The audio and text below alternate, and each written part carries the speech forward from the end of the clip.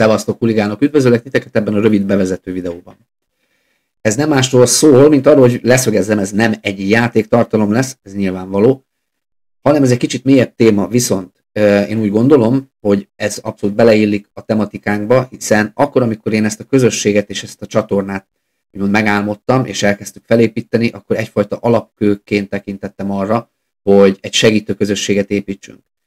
Tudomásom szerint ez eddig is így működött, és ezután is így fog, és ebben nem csak az anyagi segítségekre való utalás van, hanem én fontosnak tartom azt, hogy a mentális egészségetekre is egyfajta figyelmet fordítsunk, és nem okoskodás, nem példamutatás, hanem szimplán egyfajta probléma megjelenítés következik. Beszélgető partnerem egy gyakorló pszichológus, Zala Márton lesz.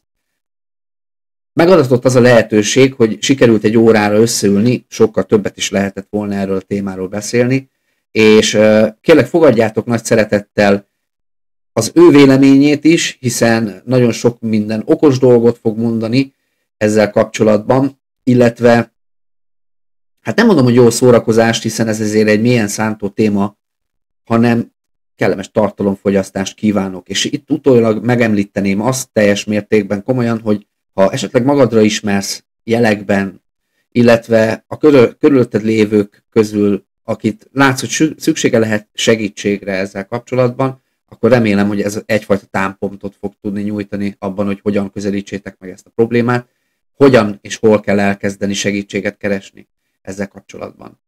Nos, még egyszer, kellemes tartalomfogyasztást. Szevasztok, huligánok! Na, hát akkor üdvözlöm a kedves nézőket ebben a videóban, melyben kicsit formabontó leszek. Egy vendéget fogadok, és kitelepültünk a csodálatos Velencei tó mellé. A kellemest a hasznossal összekötjük.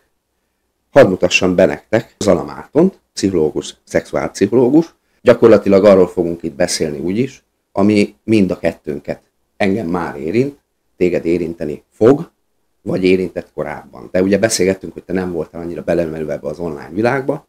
Az online világ és a függőségek kettősét fogjuk összerakni, hogy ennek milyen formái vannak, és ezt hogyan tudjuk felismerni, esetleg milyen problémákat okozhat ez egy család életében. Na, tehát akkor magadról csak annyit szeretnék, hogy mesélj akkor végül is, hogy hogyan néz ki ez a dolog pszichológusként, hogy mind fogsz akkor praktizálni, és hogy hol végzel, hol végeztél eddig. Én praktizálok már abból a szempontból, hogy tehát én nekem van magánrendelésem, ott fogadok klienseket elég divers témákban, beleértve a párkapcsolatokat is, a szexualitást is, szexualitással összefüggő problémákat, de hasonlóképpen a személyes, az életvezetéssel kapcsolatos problémákkal is nagyon szívesen állok a klienseim rendelkezésére. Ezen kívül iskolapszichológusként foglalkozom még sérült gyerekekkel, illetve tanársegéd vagyok az ELTE-n. Na, hát akkor van dolgod rendesen. Van. Van dolgod rendesen. Mennyi a jelenlegi, ha szabad így kérdeznem, ügyfélkörödből az érintett témába tartozó, tehát a játékfüggőség, esetlegesen az online függőségek körébe tartozó beteg?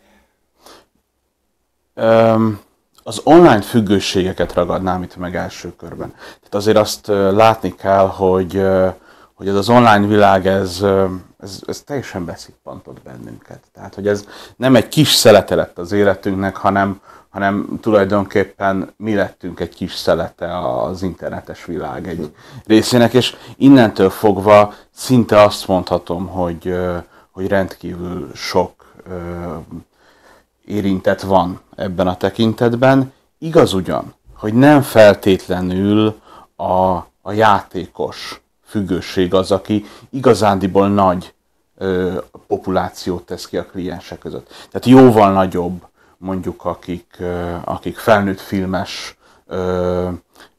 függőségekkel bírnak inkább. Tehát, hogy ez inkább elviszi. Igen. Érzelmi függőség felé. És e tekintetben még fogunk beszélni róla, mert én itt ketté is bontottam, ugye mi egy kicsit belemerülünk a játék, az online játékterekbe, és én fogok úgymond példaként is szolgálni arra, vagy hát nem mondom magam áldozatnak, mert én azért 42 évesen tudatosabbnak tartom magam annál, viszont látom azt, hogy milyen módszerekkel szippantják be az embereket, tudatos pszichológiát használva, és erre gondoltam volt egy kicsit rámutatni, és felhívni a figyelmet. És hogyha ezzel esetleg mondjuk a te látókörödet is tudjuk szélesíteni, az is egy teljesen jó dolognak tartom, hiszen rengetegen fognak szerintem esetlegesen segítséget kérni azután, hogy felismerhetővé teszi az ember számukra ezt a problémát. Na, vágjunk is bele. Egyáltalán én kiültem egy listát, és én fel is írtam, azért van a kis lapa. Mindig szoktam listázni, ismertek már a kérdéseket, hogy tudjunk egy kicsit rugalmasan haladni. És engem elsőként az érdekelt, hogy egyetem mi az a függőség, ez hogy alakul ki, hogy mivel szemben tud egyáltalán kialakulni, és ez hol dől el az ember fejében. Ezt honnan hoztuk? Evolúciós, vagy tehát ez mennyire emberi jellemző? Állatvilágban is lehet, mert én majd esetleg kérdezek egy példát. Mert van egy olyan, réges-régen gyerekkoromban láttam egy ilyen filmet, hogy a majmok meg az elefántok a dzsungelben egy bizonyos időben egy bizonyos fához, amikor annak megérett a gyümölcse, lehullott és megerjedt, oda mentek berúgni. Ezt a videót te láttad? Hát ezt így konkrétan nem.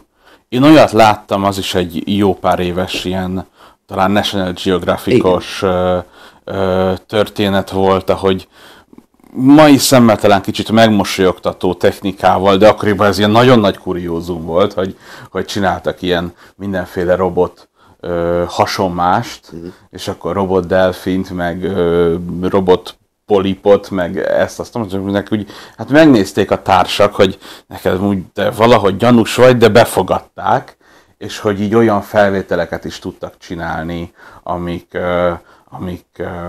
hát addig nem voltak elképzelhetőek, vagy nagyon. És akkor ott volt ilyen, hogy a delfinek egy ilyen kvázi mérgező halat adogatnak körbe, és attól az enyhe méregtől egy kicsit úgy bebudulnak, hiszen az alkohol is idegméreg amúgy, igen. Tehát hogy nekik ez volt. És hát, hogy mímelték, vagy nagyon hasonlatosan ilyen antropomorf jelleget láthattunk benne, hogy olyan, mint a tinédzserek, ahogy körbeadják hát mondjuk a füves cigarettát, vagy azt arra volt, igen. Mert a delfin egy igen intelligens lény. Hát tehát, hogy azért azt kell, hogy mondjam, hogy ehhez kell egyfajta intelligencia. Igen. Tehát, hogy csak úgy nem megy. Az élvezetekért. De hogy nagyon, nagyon összetett, amit kérdezel, hogy honnan jön a függőségünk. És hogy nagyon nehéz azt a demarkációs vonalat meghúzni, hogy honnantól kezdve számít valami egy szokásnak, egy rossz szokásnak, ez nagyon ugye megítélés kérdése, és honnantól kezdve mondom azt, hogy basszus, ez már egy függőség. Hogy én játszom egy játékot, szórakozok vele, kikapcsolok, fáradt vagyok, dolgoztam, nem tudom, napi x órát, teljesítettem a kötelezettséget, és most szeretnék egy kicsit kikapcsolni, vagy tényleg elvisz engem egy olyan irányba, hogy az már nem engem szolgál. Na és itt van ennek a fő mondani valója, hogy függőség, azt nevezhetjük a függőségnek, amikor egy viselkedés fölött nincs kontrollom. Tehát azt élem meg, hogy bármi is történik, nekem azt csinálnom kell, hogy az valamilyen formában elviszi az én életemtől a fókuszt, elviszi az én kontrollomat, és minthogyha valami külső tényező hatna rám. Hogy én azt élem meg, hogy elmegyek a családdal nyaralni, és azért hol van itt a kisbolt? És akkor ott milyen alkohol van? És akkor, na most egy alkoholnál valahol, ugye ami szerfüggőség, ugye megkülönböztetünk kémiai szerfüggőséget, meg viselkedéses függőséget, ott talán jobban látszik. De minden függő játszmázik azért. Szóval azt azért látni kell, hogy azért ott úgy eldugdossa maga előtt, se vallja be, hazudik, és hogy itt van a másik oldala ennek, vagy talán 3 oldala, az egyik az, hogy ez a fajta viselkedés rontja az alkalmazkodásomat. Tehát, hogyha én tényleg azt mondom, hogy kikapcsolódok, kipihenem magam, egy kicsit rekreációs céllal én játszok, vagy iszom, vagy akármi, akkor az még azt mondom, hogy igen, ez kikapcsolt, és holnap éppen ebből az erőből, ebből a kikapcsoltság, jóleső érzésből tudok újra nekiindulni, újra türelmesnek lenni, újra elvégezni a munkámat. De hogyha én nekem azt élem meg, hogy ez engem, elkezdtem ezt a játékot este 10-kor, és basszus, elveszettem a kontrollt, hajnali 4 van, 6-kor kelni kéne, már esélyem sincs. Akkor elvesztettem a kontrollomat, és nem tudok, ez rontotta az alkalmazkodási képességemet. És itt van a harmadik dolog, hogy mi következik kvázi ezekből, hogy elhanyagolom a kötelezettségeimet, elhanyagolom a kapcsolataimat, hazudok, elmaradnak belőlem a barátok, elveszítem a párkapcsolatomat, nem tudnak úgy bízni bennem, akik közel álltak mondjuk régebben hozzám. És ott van a munkahely, hogy alvás nélkül mentem be, és lehet, hogy ott voltam 5 napból, nem tudom én 4-et, de hogy hát abból se volt sok köszönet, és akkor... Ja, vagy akár akkor olyan helyen dolgozik, hogy bealszik, aztán hát igen. Ott kaszálja le a fejét. Hát vagy az, igen, akkor az egy nagyon szélsőséges, ha már egy önkárosító út vezet, vagy útra vezetett, akkor az már egy kemény függőségnek nevezhető, hogyha már olyan szintre vezet, hogy tényleg a párkapcsolati, a szociális és más kapcsolatokat is lerombol. Tehát amikor már nem csak egyfajta kikapcsolódás, hobbi, hanem túlmegy azon, tehát áldozunk dolgokat fel annak az oltárán, és észre sem vesszük magyarul. Hát figyelj, biztos, hogy szóval nagyon sok mindent feláldozunk. Tehát, hogyha most valaki elmegy pecázni, akkor azt az időt nem otthon tölti a családdal. Vagy... Szóval, hogy na ezért mondom, hogy amúgy nehéz. Csak amikor azt az időt, amit viszont pecázás helyett otthon töltene, és még azért is, még akkor is, esőben, hóban is, csak hogy mert peca, mondjuk a peca az egy kicsit érdekes példa, mert azért talán annyira nem lehet túlzásba esni vele. Ezek nagyon érdekes dolgok, hogy mit fogad el a társadalom a jó függőségnek, és mit nem. Tehát én például ezt szoktam kérdezni, hogy valaki hozzám fordul azzal, hogy ugye nem saját magával kapcsolatban, hanem ugye gyerekkel, tinédzserrel, hogy nem bír ezzel a helyzettel mit kezdeni, és hogy ő csak játszik a szobájában, és hogy elhanyagolja a feladatait, és mondom, jó, értem, hogyha ugyanezt az időt olvasással töltené, akkor azt mondaná rá, hogy könyvfüggő. Jaj, nem, az úgy minden rendben van. Hát akkor szinte már érzem a kérdést, hogy miért van valami technika, hogy ezt fölcseréljük?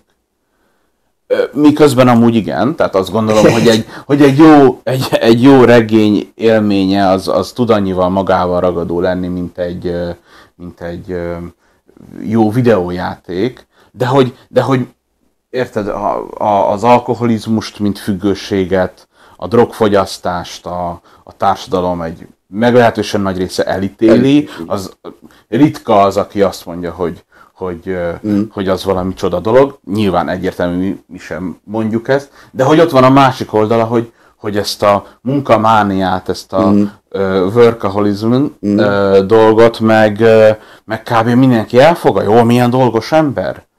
Példamutató, mennyire föl lehet rá nézni, hiszen ő 8 nappal éve dolgozik a munkahelyén, a vállalkozásán, vagy edz. Tehát ugye itt van most nagyon nagy divatja van a testépítésnek, a saját testtel, az egészséges életmóddal kapcsolatos dolgoknak, ami szintén egy ilyen nagyon pozitív kimenetelő De dolog, túlzásba és is lehet abszolút vinni. respect, hogyha valaki ezt csinálja, de ott van a függőség, hogy amikor már ez túlmutat, nem azt szolgálja, hogy én tényleg épp testben, épp lélekmódon éljek, hanem ez egy ilyen rögeszmévé válik lényegében, és ténylegesen függőséget alakít ki, de a társadalom elfogadja. Hát milyen jól néz ki, milyen egészséges, milyen jó posztokat tud fölraknia. Milyen boldog, hát hogyne, hát nem is volt túlsúlyos, aztán leadott még 10 kilót,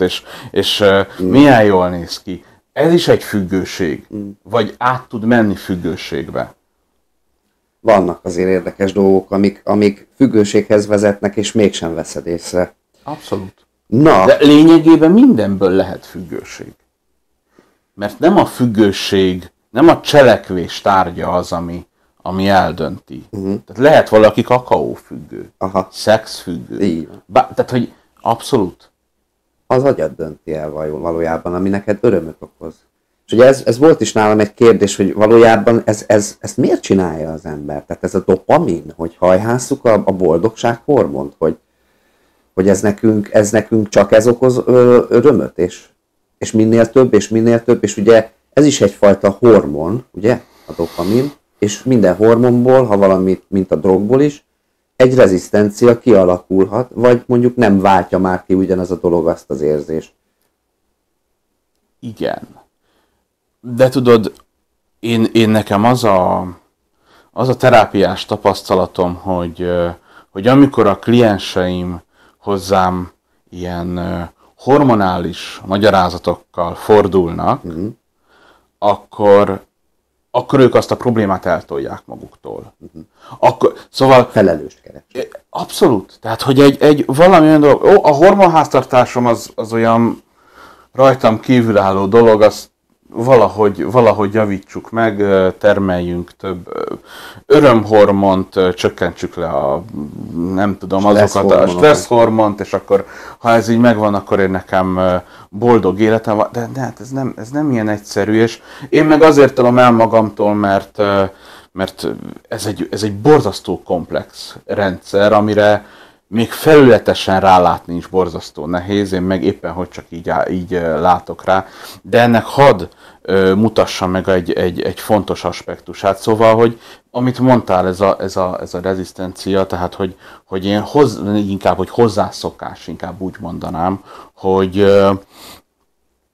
hát persze a szereknél, a szerfüggőségeknél abszolút jól látható, hogy hogyan szokik hozzá valaki egy adaghoz, másfél adaghoz, és azt a régi eufóriát keresi, azt a régi érzést keresi, ami addig megvolt, és most már úgy érzi, hogy egyre jobban csökken, egyre egy nagyobb a sóvárgás, amikor nincs meg, egyre inkább keresi, hát hogy tud hozzájutni kvázi valami hasonlóhoz, hát úgy, hogy növeli az adagot. Vagy vált erősebbre.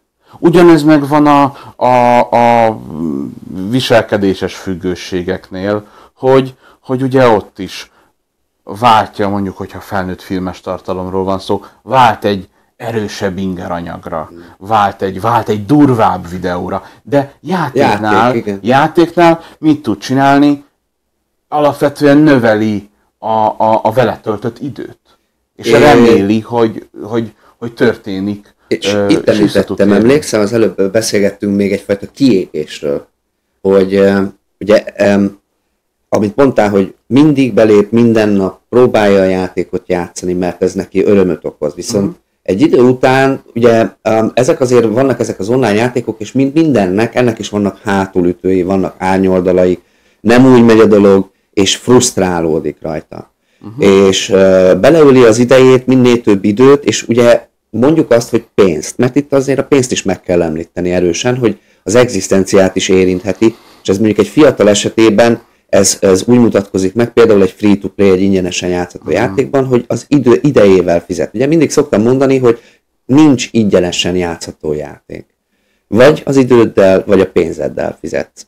Az időddel viszont, ha fizetsz, akkor a lelkeddel fizetsz, hiszen Gyakorlatilag rááldozod azt az időt, amit mondjuk más dolgokkal tölthetnél, és mivel jön egy új repülőgép, jön egy új tank, jön egy új ez amaz, akkor neked be kell lépned, mert nem lesz meg. És ezt az érzést viszont egy idő után frusztrálónak veszik, és nagyon sokszor hallom fiatal gyerekektől, hogy kiégtem a játékon, és nincs alternatíva az online játéktérben, nincs mindig alternatíva. Lehet keresni másik játékot, az is megpróbálhatja megadni ugyanazt az érzést, de nem biztos, hogy megadja. És nagyon sokan addiktívan rögzültek az online térhez. És itt van egy érdekes dolog, ugye ez az érzelmi input, amit nem kap meg valahol máshol, azt itt megkapja. És ez is egyfajta függőséget okoz, ahogy én észrevettem az embereknél, hogy függenek ettől az online közösségtől, az online közösség véleményétől, mert hogy ott esetleg ő másképp jelenik meg, hiszen ott egy avatar, egy kép, amit mutat, tehát egy szerep, amit játszik. És ő ezt a szerepet mondjuk, ha jól csinálja, ott sokkal közkedveltebb, mint mondjuk az iskolában, vagy akár fiatal felnőttként a munkahelyen. És ez gyakorlatilag addiktívá teszi, hogy neki be kell lépni, mert ott kapja meg ezeket az érzelmi inputokat, amiket a külvilágból nem. És itt volt egy olyan kérdés számomra feltéve feléd, hogy ez az online térbe való bemenekülés, ez mégis meg is választott, hogy milyen trendet mutat. Hadd csatoljak vissza erre a felvezetőre, amit mondtál. Szóval, ugye amikor fiatalokról, meg gyerekekről beszélünk, akkor én nagyon erősen érzem ezt, amit mondasz, hogy van egyfajta jutalomkeresés ezekben az online terekben, vagy a játékokban, de nem kell feltétlenül online, tehát hogy tudom, hogy ti nem elsődlegesen ilyen játékokkal játszotok, de hogy most amit én kipróbáltam legutoljára, ez a Forza Horizon, tehát egyszerűen bármit csinálsz, folyamatosan jön a csili-vili visszaigazolás, hogy lesodródtál az útról, drift bónuszt kapsz, megötszöröző, nem tudom én, kiütötted a kaktusz, nagyon jó vagy. Kicsit ugrattál? Vigyázzon az autóra, bónusz. Nagyot ugrattál? Ilyen-olyan kaszkadőr, stunt, akármicsoda vagy. De elég megbocsájtok. Tehát, hogy hát egyszerűen nem tudsz mit csinálni gyakorlatilag, és nem tudom, így jönnek ezek a villódzó pontok, és mit. És nekem ezt megfogalmazták kisdiákok, hogy van az, hogy bele tudok tenni 1000 órát egy hosszú grindot abba, hogy én elérjek valamit a karakteremmel, ki bányásszam azt a nyersanyagot, azt az erőforrás, azt a bigyót, hogy elérjek benne valamit, és akkor, és bejövök az iskolába, kb. Ide vagyok szorítva 6-7 órán keresztül, és itt meg így, mint egy ilyen nyegle bábú, így visznek egyik óráról a másikra, és nem csinálok semmit, és azt mondja, hogy hát igen, mert ott kapok érte jutalmat. Szóval, hogy érted, hogy a visszacsatol, de nagyon keveset. Tehát összehasonlíthatatlanul, érted, ahol így dobálja neked, hogy te vagy a legjobb, szipi-szupi vagy, akármi, jönnek a visszacsatolások, ahhoz képest, érted, egy töltsük ki a munkafüzetet című feladvány, hát az, igen, majd a témazárón kapok egy 5-öst, ha éppen jó volt, de lehet, hogy 4-est kapok, és az meg nem olyan jó. Szóval, hogy ez összehasonlíthatatlan. És nagyon, nagyon lehet azon vitázni, hogy most akkor követni kellene mondjuk az iskolában ezt a fajta nagyon jutalmazó attitűdöt, de hogy azt látni kell mindenképpen, hogy a verseny az megvan. És valahol fel kell venni. Igen, azt gondolom, hogy fel kell venni a versenyt. Nem tudjuk megelőzni. A játék lesz, a tanulás lesz, de ezt a fajta visszajelzést, az állandó visszajelzést, a pozitív visszajelzést, azt meg kell adni. Igen. Igen, csak nehéz, és ez már mondjuk ez egy más téma, de annyit azért megemlíthetünk, hogy tudjuk nagyon, hogy egy tanára mondjuk jut 20x gyerek. Ja persze, képtelenség. Ez egy önálló adás vagy podcast sorozatot lehetne erre rátenni, ez abszolút így van. Igazság szerint ugye itt mindjárt akkor rá is terelődhet a felelősségre, hogy amikor egy ilyen online térbe kerül az ember, itt sok szemszögöt meg kell fogalmazni, hiszen lehetek egy idősebb, aki most csöppentem bele, lehetek 70 éves, aki most a nyugdíjas klubon keresztül internethez jutott, lehetek egy 13 éves, akinek most már van saját PC-je, laptopja, mobiltelefonja eddig is volt, de eddig csak a TikTok pörgött, most viszont már olyan weblapokhoz, dolgokhoz, játékokhoz férek hozzá, amihez eddig nem.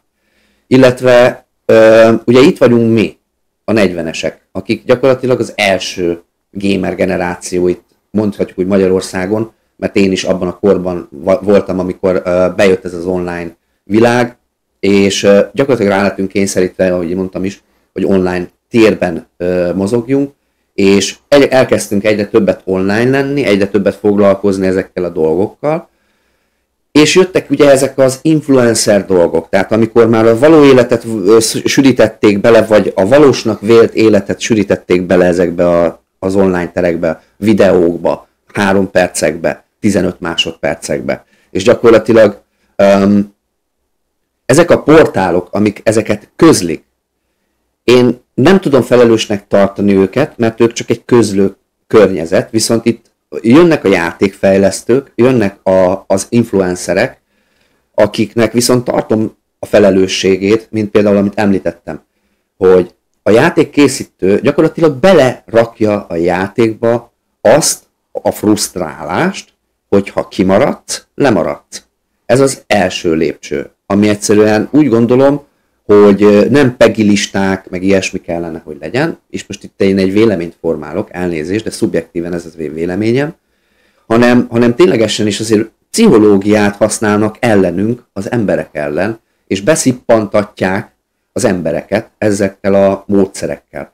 Dobozok, lootboxok, szerencsejáték. Egyes országokban szerencsejátéknak is van ez kikiáltva, sok esetben ez tiltott, viszont Magyarországon ez például nem trend ilyet fog megfogalmazni, sőt, mi több, ugye az online kaszinókat inkább állami dolgok alá tesszük, és nagyon sok függ attól a környezettől, ahol az ember felnő. És látom azt, hogy itt van egy 12 éves gyerek, és most egy aktuál politikai dolgot mondunk, 12 éves kislány, akit egy nála 4-5 évvel idősebb fiatal olyan dolgokra vesz rá, mert megvan hozzá az a képessége, vagy pedig a gyermekben van meg az a vágy, hogy neki teljesítsen. És a kérdés az, hogy tényleg ennyire még személyektől is tudnak függeni, meg ennyire bele tud bonyolódni egy játékba, hogy olyan szinten függ tőle, hogy bármit megtesz érte, tehát tényleg egy játék, amiért csak naponta belép, és mondtad is, hogy grindol, hogy elhanyagolja a napi szintű dolgait, és olyan dolgokat tesz meg, amit józan eszű ember nem tesz meg. És ilyenkor ki a felelős? Most a 12 éves a szülei, vagy a streamer, az influencer, aki például ezt most megtette. Ez nekem most annyira nincs meg, hogy mi volt ez. Következő helyzet, egy pedofíliai botrány. Ami valójában nem volt pedofil, csak mert 16-18 éves. Ez régebben volt. Ez régebben volt, csak most melegítették fel. Ja, és hát, hogyha esetleg belépsz a YouTube-ra, vagy bármelyik ilyen helyre, ott most ezzel van tele, egyszerűen elkerülhetetlen. És én ebben is úgymond ráerősítést találtam, hogy ez a téma bizony azon múlik, hogy mi, akik mostani generáció, ezekkel a veszélyekkel már képben vagyunk, ezeket muszáj lesz nekünk közvetítenünk a saját gyermekeinknek, ezek a problémák, amiket okoznak, és én itt a személyeket, akik ezek mögött a csatornák, játékok mögött állnak, hogy ezeket kellene ugye felelőssé tenni, és jobban szankcionálni, illetve jobban bekorlátozni ezeket a dolgokat, hiszen elment a világ egy olyan szintre, hogy van a közlő csatorna, amit te nem perelhetsz, a YouTube-ot, mert felrakta, mert van egy szabályzata, és az a szabályzat az azt mondja, hogy ezt nem szabad, viszont maga az ember ezt ki tudja kerülni, és függővé tesz embereket. A kislányomon is látom. Én nem tudom, mi a tapasztalat, hogy például személyektől mennyire tudnak függeni. Igen, szóval azt azért akartam mondani, hogy ez nem a klasszikus viselkedéses függőség mondjuk. Tehát amikor én azt mondom, hogy köznapi értelemben függök, vagy éppen, hogy valahova tartozni akarok, és szerintem itt inkább ez a közös metszet, kevésbé a függőség, mint olyan, hanem a valahová tartozni, valakihez valahová tartozni érzés. És azért egy kiskamasz esetében erről nagyon erősen kell, hogy beszéljünk. És még a függőségekhez kicsit csatolva, Máté Gábornak volt egy olyan gondolata, és egy nagyon magvas gondolata, hogy ha nem lenne trauma ezen a világon, akkor nem lenne egy darab függőse. Na most ez az állítás, ami necesen mi fog meg jól, soha nem fogjuk tudni tesztelni ennek az igazság tartalmát, de a másik oldala azért nagyon, nagyon igaz lehet, hogy ki az, aki ilyen mértékben ki akar lépni a saját valóságából, és be akar lépni egy online világba. Aki azt mondja, hogy én mindent feladok a saját életemből, a saját személyiségemből, és én egy démon leszek a XY videójátékban, és kvázi ott akarom ezt megélni. Na most világos, hogy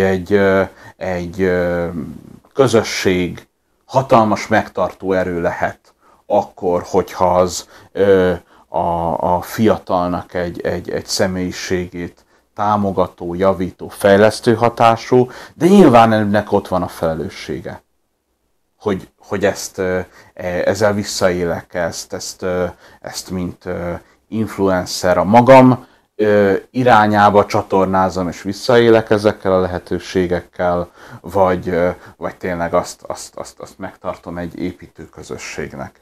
De hogy amit mondtál, azért egy kicsit úgy vagyok vele,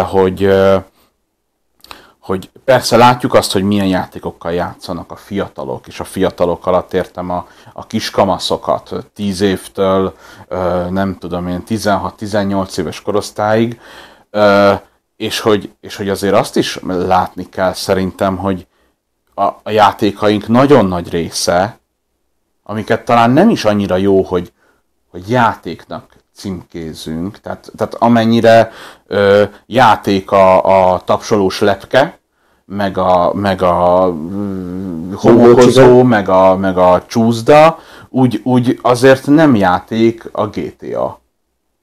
Vagy nem játék a World of Tanks, vagy nem játék a Counter-Strike. Miközben miénk se, ugye? Miközben mi is ezzel játszottunk. Tehát, hogy ugyanakkor mi is játszottunk a homokozóban, a műanyagokban. Persze. De hogy a fejlesztő oldaláról ő készített egy gémet, egy játékot a felnőtt korosztálynak. És én nem gondolom, hogy az a 18-as karika, amit mondjuk rátesznek, vagy ezeket az ajánlásokat, hogy az csak azért lenne rajta, hogy elhárítsák a felelősséget maguktól. Persze, megvan ez az oldala is, hogy nagyon könnyű azt mondani, hogy ez hogy senki nem mondta azt, hogy mi szóltunk, ez nem is a gyerekeknek készült, azok a streamer tartalmak nem a gyerekeknek készültek, hanem felnőtt közönségnek készültek. Ha megnézte a gyerek, az a szülő felelőssége, mondhatja, de hogy amúgy meg tényleg. Igen. És a szülőnek azért mégiscsak ott kell lennie, hogy egy megtartó közeget biztosítson számára. És hogyha így van, ha megvan egy megtartó közeg, ott vannak a határok, a korlátok, a szülői megértő közeg, az, hogy mi beszélgetünk egymással, hogy kapcsolódunk egymáshoz, akkor nem igazán merül fel annak a veszélye, hogy ez egy patológiává csúszik. Hogy én ki akarok lépni a világomból, annyira utálom önmagamat, a társaimat, stb., hogy én elbújok ebbe a digitális barlangba. Szóval persze, akkor is csábító egy kamasznak az, hogy ez valami olyan dolog, ami már a felnőtteknek szól, én már nagy vagyok, én ilyennel játszom, persze. De nem lesz patológiás, nem lesz annyira veszélyes. Ezt kell szerintem kihangsúlyozni. Mert lehet ilyenkor nagyon sokszor, hogy előjön, hogy majd akkor tűzfalat telepítünk, meg digitális védelmet kérünk, meg akármi. Szülőszűrő, meg akármi. És hát ilyenkor a gyerekek, egyrészt ez nagyon fejlesztő szerintem, amikor a gyerek elkezdi kitapasztalni azt, hogy működik ez? Hogy ez a domain name szervert hogy tudom meghackelni? És nyilván az a jó, akkor elkérem a haverom telefonját, de hogy ott van az is, hogy várj, ha én nem a domain nevet írom be, hanem az IP címet, akkor mégis elérem? Ha nem így, akkor úgy. Mit kell kihúznom a routerből ahhoz, hogy kiiktassuk ezt a videót? Mi van akkor, hogyha én nem DHCP-n kapom ezeket? Szóval, a lényeg. Ezt egy ilyen digitális szabaduló szobának érzem, és azt gondolom, hogy a gyerekek analógiás fejlesztése ilyen irányban nagyon jól el tud menni, viszont azt gondolom, hogy a fizikai gát az nem lesz megoldás. Az nem fog oda vezetni, hogy a gyerek ne játszon éjszakában nyúlóan, ne hanyagolja el az iskolát emiatt, vagy mert meg fogja találni a megoldást, de hogyha a szülő ott van, és a család ott van, mint megtartó közeg a számára, van egy meleg, bensőséges kapcsolódás, akkor attól nem kell tartani, hogy ez egy ennyire rossz irányba elmegy. Lehet egy szokás, vagy lehet valami, amit csóváljuk a fejünket, hogy mennyivel jobb lenne, hogyha te most, nem tudom én, a haverokkal mennél bandázni, vagy túráznál az erdőben, ahelyett, hogy ülsz és a billentyűzetet kopogtatod, de igazándiból nem lesz egy ilyen szélsőségesen negatív történet a végén. Én azt gondolom, hogy itt az a probléma, hogy nagyon megnőtt az inger küszöb. Tehát ugye mi még homokozóban műanyag katonáztunk, de gyakorlatilag az információs technológia eljutott minket olyan szintre, hogy virtuális valóságban képesek egymást gyilkolni az emberek. Szó szerint. Mi is ugye egy háború szimulátorral játszunk, tehát nem titok, viszont én azt gondolom, hogy a szülőknek van egy azon rétege, aki egyszerűen nálunk mondjuk idősebbek, késői gyerekvállalás, vagy egyáltalán abban az időszakban ők nem élték meg ezeket a felzárkózásokat a digitális technológiákhoz, és nem képzettek ezen téren. Tehát buták. Szóval sajnos ezt kell mondani, hogy buták az internethez, és nem tudnak úgymond felismerni, illetve nem tudnak reagálni megfelelően ezekre a dolgokra, mert én, mint szülő, ha eljutok oda arra a pillanatra, én azt gondolom, hogy nem a tiltás lesz a megfelelő, hanem a felvilágosítás, és minden szempontból intelligensnek kell tartani a gyerekemet hozzá, hogy felkészítsem erre. Meg kell mondani, hogy kislányom, vagy kisfiam, ez jól néz ki, de ez csak egy cukormáz, és azért ennek a mélyebb bugyraiban van nagyon sok olyan dolog, amiért nem tudunk mi felelősséget vállalni, mert nem leszünk mindig ott mögötted, tehát egyfajta felkészítést nekünk is azért meg kell tennünk. Viszont azt kell, hogy mondjam, hogy sajnos a belsőségesség a családokban az nagyon sokszor hiányzik. Ez független itt a játéktól, mindentől tudom, de ez az alapja ugye annak, hogy megbízzunk a másikban, mert egyszerűen feldarál minket. Minket, idősebbeket is feldarál az online, hiszen a mobiltelefon folyamatosan a kezünkben, mi is doomscrollingolunk, hogyha nem éppen a más csinálunk, és gyakorlatilag megfulladunk ebben a munka, szabadidő marad, gyerek háromszögben, kinek négyszögben, hogyha még van egyéb hobbi, vagy éppen ellátandó személy, és valahogy ugye a kontaktust mindenképpen szűkíteni kell, viszont nem szabad, tehát meg kell értenem a gyerekem majd, én úgy látom, vagy legalábbis mondhatod azt, hogy nem így van, de én úgy érzem, hogy meg kell értenem majd a gyerekem, hogy ő mit akar csinálni, és meg kell tanulnom, hogy ő mit akar. Mert addigra, mire ugye odáig eljutunk, most ő 5 éves, addigra megint akkor át fog ugrani az információs technológia, hogy újra nekünk is ezeket a dolgokat meg kell tanulnunk. Megtanultuk most a szociál médiából, hogy mire kell odafigyelni, így meg tudjuk őt tanítani arra, hogy esetlegesen, na azt azért arra figyelj oda arra a srácra, hogy oké, jó fejnek tűnik, de olyan a szája neki, hogy csak a izé jön belőle, a kétbetűs, vagy a kötőszavas, és én azt gondolom, hogy a jövőben ez még romlani is fog, és a játékok még jobban előtérbe fognak helyeződni ilyen téren.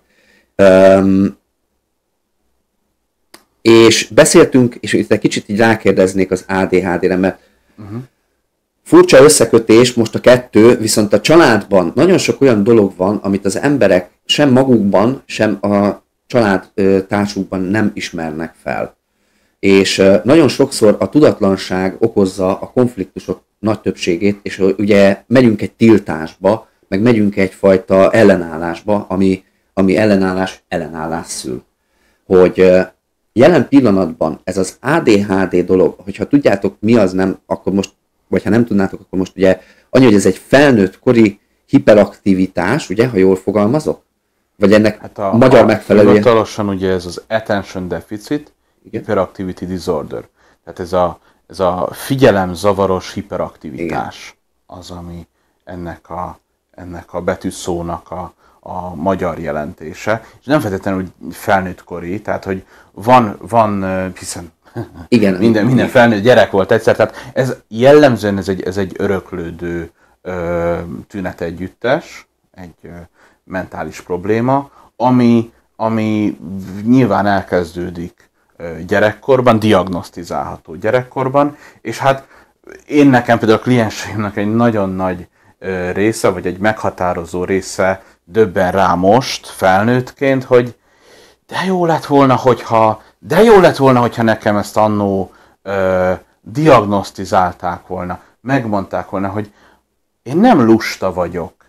Az is, de hogy nem elsődlegesen lusta vagyok, nem hülye vagyok, nem tudom én, nem az, hogy nem tanulom meg azt a dolgot, hanem hogy van egy ilyen, és ennek van egy neve, van valami, amire lehet akár, hogyha úgy van, inkább gyógyszert szedek, mint sem, hogy szembenézzek ezzel a folyamatos kudarcérzéssel, a megszégyenítéssel, a negatív, ehhez kapcsolódó megpecsételéssel, hanem igen, és értem azt is, hogy valaki meg ezt a címkét nem szeretné, aztán meg majd lehet, hogy később meg, de jó lett volna tudni, hogy mi is ez a dolog, miért vagyok én annyira más, mint a többi, vagy miért érzem magam különcnek. Ezt azért hoztam szóba, mert az egyik, úgymond szimptóma, mondhatjuk, hogy erősen, sokkal nagyobb az arány a függőségekre, a hajlam a függőségekre az ADHD-sek esetében, hiszen az ADHD, mint olyan egyfajta dopaminhajhászás, hogy folyamatosan örömhelyzetben legyen az agyunk, és én azt gondolom, hogy pontosan ugye ezek az online dolgok, amik a hiperfókuszálás, ugye ez is egy olyan jel, ami, hogy belemerülünk valamibe, és akkor onnantól fogva csak az létezik, és ha abból ki van zökkentve az ember, akkor pattan, és robban, és gyakorlatilag nagyon sok esetben a függőség az betriggerelődik ezáltal. Tehát, hogy észre se veszi az ember, hogy egyfajta más betegségben szenved, és ez a függőség, ez ennek már a következménye, hiszen ő csak boldog akart lenni. Úgyhogy ezért is érdemes esetlegesen itt megnézni majd azt, és most csak így kifele tekintek, és erősíts meg kérlek, hogy így van-e, hogy a gyereknek nem biztos, hogy azért romlik a jegye, mert a számítógépen játszik. Abszolút, de hogy azt gondolom, hogy most ha a számítógépes játékról kicsit levesszük a fókuszt, és azt mondjuk, hogy akár mondjuk a TikTok, meg bármilyen ilyen hasonló dolog, hogyha egy ADHD-s ezt megkaparintja, akkor azt mondja, hogy hát ez a mennyország, erre vágytam, erre van szükségem, hogy nem vagyok képes arra, hogy nemhogy 45 percig, 45 másodpercig is, koncentráljak arra, fókuszáltan arra a feladatra, én nézzek, amit nekem oda tettek. Kicsit ahhoz tudnám ezt hasonlítani, mint hogyha mondjuk itt lenne a szobában 3 nagy darázs. És akkor így félek, hogy rám ne szálljon. Nem akar rám szállni, de hogy így mégis nézem, hogy merre röppen. Hát most így oldj meg egy egyenletet. Hát ez nem reális, basszus, megcsíp. Hát és még szóval, hogy csak 3 darázs, mert mellette még ott szól az abba a háttérben. Így van. Pörögnek a gondolatai. Igen. És akkor hozzájutok egy valamihez, és azt mondom, hogy igen, ez az én nyelvemet beszéli. Itt zaj van. Zaj van, sokfelé nézek sokfelé, nem kell merre menjek. Igazándiból még jutalmazza igen. is ezt a fajta viselkedést. Valami nem jött be, nem ragadta meg a figyelmet egy töredék másodperc alatt, hajthatom tovább. És majd a következő elkapja. De ez nem igazán egy jó irány az ő számukra. Szóval, hogy amellett, hogy kapnak egy ilyen kvázi kielégülést ezáltal, nem abba az irányba viszi el őket, hogy ettől ők jobban funkcionáljanak. Hát ez egy injekció gyakorlatilag. De hogy amit mondtál, szóval, hogy a számítógépes játék nem feltétlenül azért rosszabb a jegye. Persze, nem feltétlenül, de hogy a másik oldalon neki nem is erre a fejlesztésre lenne szüksége, vagy hogy nem is erre a fajta dologra lenne szüksége. Tök jó, hogyha megkapja az ADHD-ra megfelelő kezelést, legyen szó orvosi, pszichológiai, fejlesztőpedagógiai, gyógypedagógiai fejlesztést, és a másik oldalon meg talál magának egy olyan hobbit, amiben ő jól ki tudja kapcsolni magát, és egy kicsit el tud talán úgy csöndesedni magába, el tud lenni a gondolataival, de hát nyilván mindenki magának választja a hobbijait, azt is el tudom képzelni, hogy valakinek ez lesz a sajátja. Ebben nem gondolom, hogy bele kellene szólni így. Nekem az ADHD-s tapasztalat az, hogy nehezen talál az ember hobbit, vagyis mondjuk azt, hogy könnyen talál hobbit, nagyon hamar beszippantja nagyon mélyre, viszont ha jön egy kis akadály, akkor nagyon hamar ki tud belőle zökkenni, és elveszíti az ábrándot. És ott marad egy fél hobbival a nyakában, és keresi a másikat. Mert a fókuszhiány, ugye a hiperfókusz az egy esemény, ugye amikor valamire ráfókuszálunk, de az gyakorlatilag mondjuk tételezzük fel, a könyvolvasásnak nekem 2 példája létezett. Az egyik az, amikor leültem, és gyakorlatilag 6 órán belül ledaráltam a könyvet. A másik az, amikor 14-szer lapoztam vissza ugyanarra az oldalra, mert nem tudtam, hol tartok. Hát azt értük meg, hogy csak szakkádolunk a szemünkkel, így van ez a mozgás, de hogy az utóbbi 3 oldalban mit olvastam. Arról fogalmam nem volt, mert egyszerűen teljesen más dolgok voltak a fejemben, nem voltam rá fókuszálva az olvasásra, nem voltam rákészülve. Igen, ezek olyan dolgok, amik viszont ugye, azt kell, hogy mondjam, hogy például nekem is mondhatjuk azt, hogy az online tér egyfajta ilyen pici függőség volt, mert nagyon sokat foglalkoztam egyéb dolgokkal, de nekem meg volt a szociális kapcsolatom, mert néptáncoltam, és nem feltétlenül kellettek onnan azok az inputok. Viszont azt látom, hogy ugye ezek a dolgok egyre kevésbé kerülnek előtérbe, ugye sokszor emlegettük, egyre jobban az online tér az, ami előre fókuszálódik, és most jön a kérdés, hogy ha valaki, van-e egyáltalán esély arra, hogy egyfajta önvizsgálatot végezzen, egy öndiagnosztikát, és abban ő felismerjen jeleket, és segítségért forduljon, ez mennyire jellemző, vagy egyáltalán volt erre az életben példa? A függőségre gondolsz? Hogy rájövünk arra, igen, hogy online térben valamitől függünk, szertől valamitől függünk. Inkább a szer az, ami szerintem talán azt mondja az embernek, hogy mennyire, de ugye most az online térben való életet fókuszálom, hogy azzal kapcsolatban mennyire jellemző, hogy felismeri az ember, vagy a környezete. Hát igen.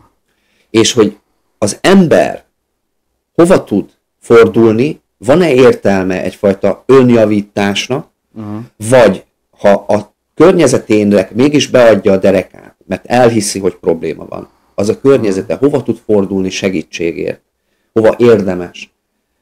Próbálkozzanak-e csak ők maguk, vagy mindenképpen mondjuk szakember, vagy valami egyfajta ingyenes szolgáltatások vannak elérhetőek, esetleg ilyenek?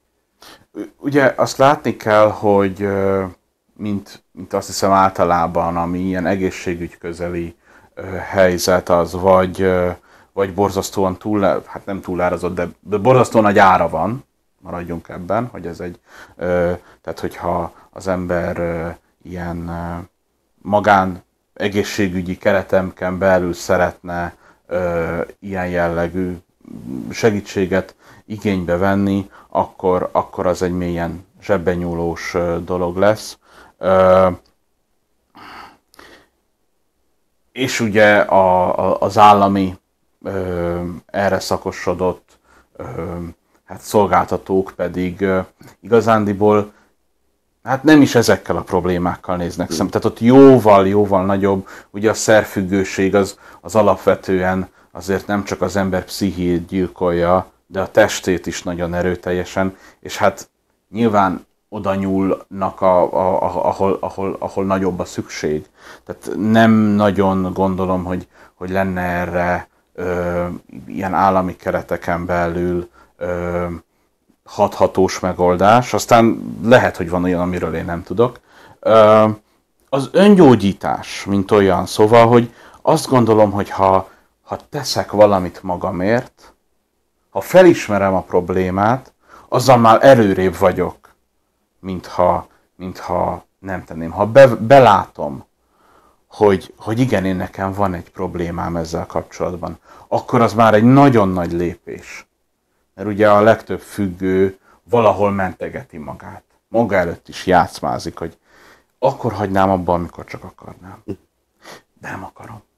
Szóval persze van egy ilyen dolog is, de hogy azért azt is látni kell, hogy azért a legtöbb játékos, a legtöbb gamer, a legtöbb internet felhasználó, ha úgy tetszik, nem függője ennek, nem patológiásan menekül, nem hagyja el a munkáját, nem vesztíti el a kontrollt, és megy bele észrevétlenül az éjszakába maga játékával, vagy szórakozásával, hanem hát persze időnként alkudozik magával, hogy na, még egy fél órát, de alapvetően azért le tud feküdni, másnap reggel tud menni munkába, párkapcsolata, barátai vannak, és tud haladni az életével. Szóval, hogy azért jellemzően inkább van egy kis százalék, relatíve kicsi, akiknek ez tényleg egy ilyen problémás használatot jelez. Hát ők tudnak azért fordulni segítségért, addiktológiai konzultánsokhoz, pszichológusokhoz, akik segítik őket, de azt gondolom, hogy nem kell zsákba macskát árulni. Motiváció nélkül, tehát a saját személyes motiváció nélkül függőségtől szabadulni nem igen lehet. Tehát az, hogy én elküldenek a szüleim, a barátaim, a feleségem, hogy ezt a függőségedet már pedig most leteszed, hát az oda vezet, hogy jó, akkor így himi-humi eljárogatok, és akkor azzal is van egyfajta kibúvóm, azzal is nyerek valami időt, de igazándiból, ha nem vagyok motivált, nem fogom letenni a függőségemet. Más helyett nem fog senki sem meggyőzni arról, hogy arról lejöjjek. Hogy azt abba hagyjam. Ez azt gondolom, hogy evidencia, és emellett nagyon fontos az, hogy a támogató közösség ott legyen mögöttem. Hogy legyen ott a család, aki támogat. Igen. Akik mellettem állnak, akik bíznak a felépülésemben.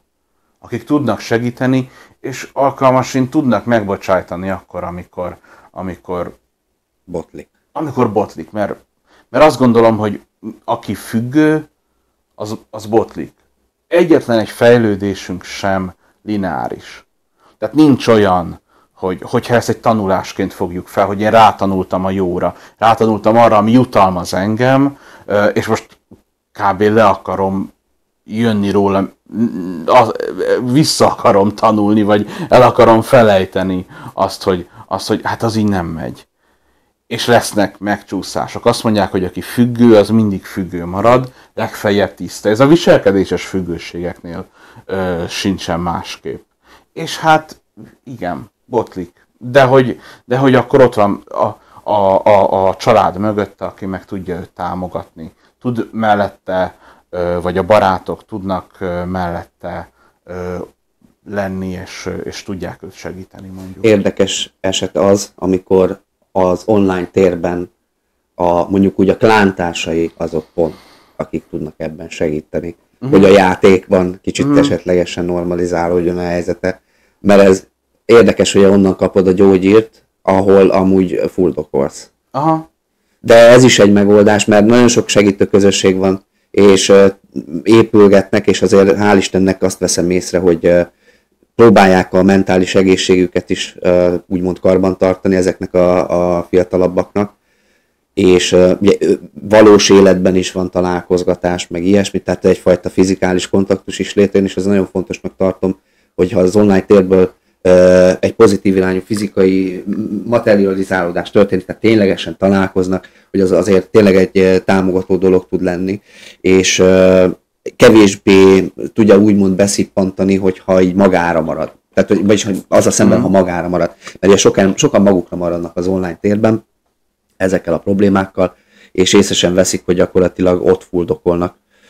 Na jól van, van esetleg valami még, amit így meg kéne kérdezzek? Esetleg neked felmerült valami? Én szerintem nagyon átbeszéltük nagyon jól megbeszéltük ezeket a témákat. Remélem, hogy nem volt túl sok búvóbel, vagy tekintés, de azt kell, hogy mondjam, kell. Az kellett hozzá, igen, hogy egy kicsit kitekintsünk belőle, vagy egy messzebbről, távolabbról nézzünk. Így összefoglalva végre, tehát amit megértettem, hogy azért akkora probléma ez nem mutatkozik, mint olyan Magyarországon, mert én itt azért egy kicsit globálisan is nézem a dolgokat, mert Magyarországon azért még közel, mi mindig a trend után vagyunk valahol. Tehát ha Amerikában mondjuk beindul valami trend, az hozzánk csak később jön be.